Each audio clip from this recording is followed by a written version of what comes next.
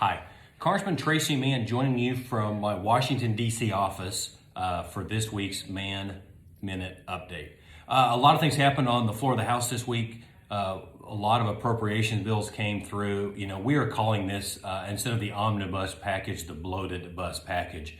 Realize that the Biden budget, as proposed, would add $6 trillion to our debt. We are approaching $30 trillion in debt already. Very, very concerning to me. Would add another $6 trillion.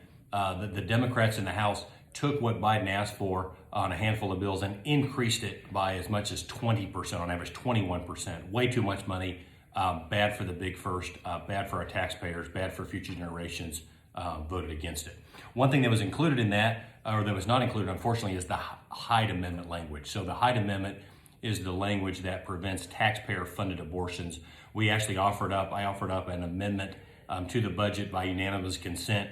It was objected to, and there's been multiple attempts by me and others to insert the Hyde Amendment language. So far, the House Democrats have not been willing to add that language, which is really disappointing to me, but we are going to continue to fight that fight and work for that. Also this week, a lot of talk about COVID again. I strongly oppose mandates. The government should not mandate masks.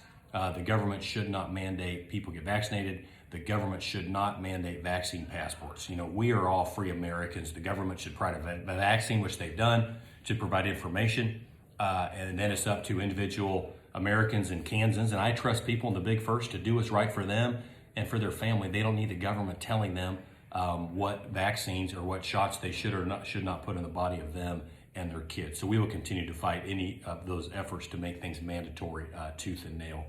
Had a subcommittee hearing this week talking about the cattle markets.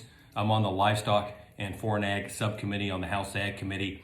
I voiced my concerns that I appreciate there was a subcommittee hearing, but that needs to be a full Ag Committee hearing.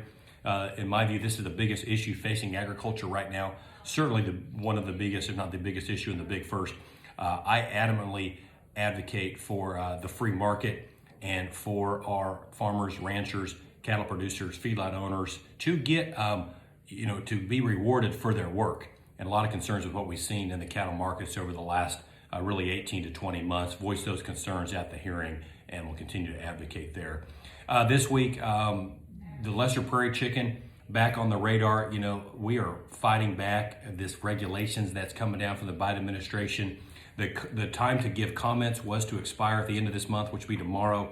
We asked for and were able to get a 30-day extension. So if you also have concerns about the lesser prairie chicken being added to the threatened species list, please go to www.regulations.gov and you can voice your concerns. We want as many Kansans as possible to join us in pushing back against this harmful regulation for agriculture, for the oil and gas industry. We also hosted a telephone town hall meeting this week, had thousands of participants there, and I'm getting ready to fly back home to Kansas. We have a family reunion out on our farm in Quinter this weekend, and we'll look forward to seeing Audrey and the kids in Salina. We'll be back in Kansas for the August work period. We're going to have a lot of stops, a lot of events all over the district, and look forward to seeing you there. If you need anything at all from me, or contact me anytime at our Washington, D.C. office here or at our office in Dodge City or Manhattan. And until next time, have a good day. Thanks.